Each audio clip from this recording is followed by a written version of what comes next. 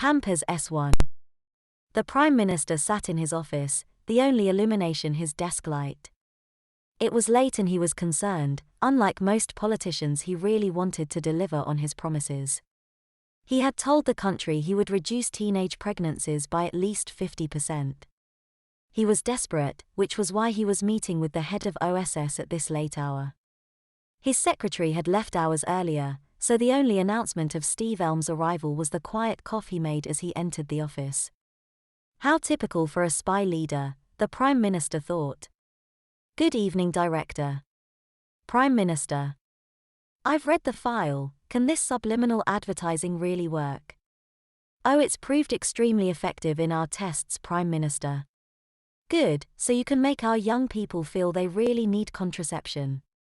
"I'm afraid not, Prime Minister. You see, the drive at that age is very high. It's almost impossible to impose any condition on it at all. Even our adult subjects were unresponsive. Teenagers would be even harder to condition." "But you have a solution." "I have a suggestion, Prime Minister. It will solve your problem, I think." "Well, let's hear it." "During our tests, we discovered it's very difficult to get somebody to act out of character, rather as hypnotists have discovered. However, it is possible to reinforce certain beliefs, and to block certain physical capabilities. So you're going to tell me you can stop young females getting pregnant, by making them watch subliminal adverts on TV, somehow this will affect their fertility?" "No, Prime Minister. But we can make them incontinent, and we can target the correct age group." "And how is that supposed to help?" "Well, once they're in diapers, we can focus on the males and increase their feelings that young females in diapers are much too young for cohabiting, that they'd be pedophilic for even considering it. I can't imagine for a moment that they are going to wear diapers, and their parents will be queuing to see their doctors. Not if we also target the parents. They'll believe lots of young females of this age have the sudden onset of problems like these and they'll want to look after their daughters properly." "You are convinced this will work?" "Our tests on 100 volunteers produced a 100% result, Prime Minister." "Is it really ethical to do this?" "That is your decision, Prime Minister. However, it will reduce the burden on the welfare state by several millions and will also produce new jobs. They will recover completely. They'll just have to toilet train again then." New jobs. Of course, diaper manufacture and construction of changing facilities. I would suggest you get Procter & Gamble to make a teen-size pamper the same style as the baby product that will reinforce the male's conditioning. Offer tax incentives to make sure they are cheaper than any adult look brand by a large margin. I'm sure we can get the parents conditioned to buy them anyway, but cost savings would be good for low-income families.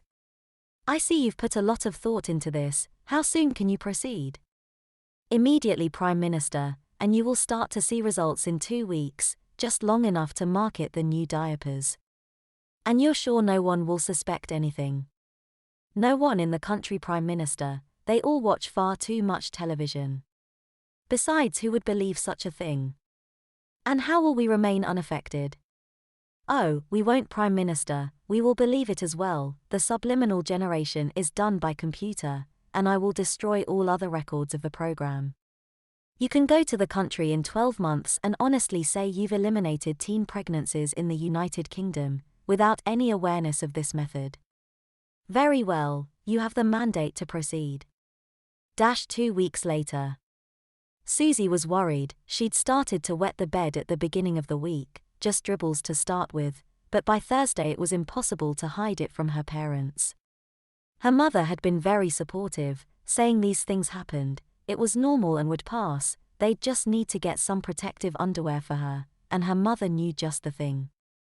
They'd gone to the local chemist, and he'd agreed that this was perfectly normal. Why else would Pampers make a size to fit her? She wound up walking out carrying a large diaper pack, with a stylized picture of a smiling teenage girl on it and the words, "Pampers Teen Premium, for bigger females." Susie thought she'd die of embarrassment as they walked to the car, but no one took any notice. When she saw young females her age she thought she would be ridiculed, but they quietly looked away. That evening she got ready for bed as usual and went to clean her teeth. When she returned to her room, her mother was there and a diaper was laid on the bed. "Ready for bed, Susie? I'll help you put your diaper on." "Mum, I'm sure I can manage." "Now come on, this is no different than when you were small. You don't want to leak, do you?" Susie gave up. There was no arguing with that authoritative tone. But she was surprised. A month ago her mother had been telling her she was old enough to organize herself. Now apparently she couldn't put on her own underwear.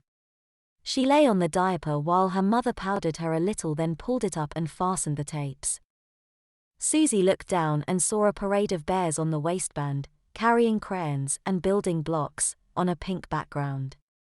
The rest of the diaper was plain white, tight in the front under her crotch, much roomier behind. "There you are, all done. Call me if you need me."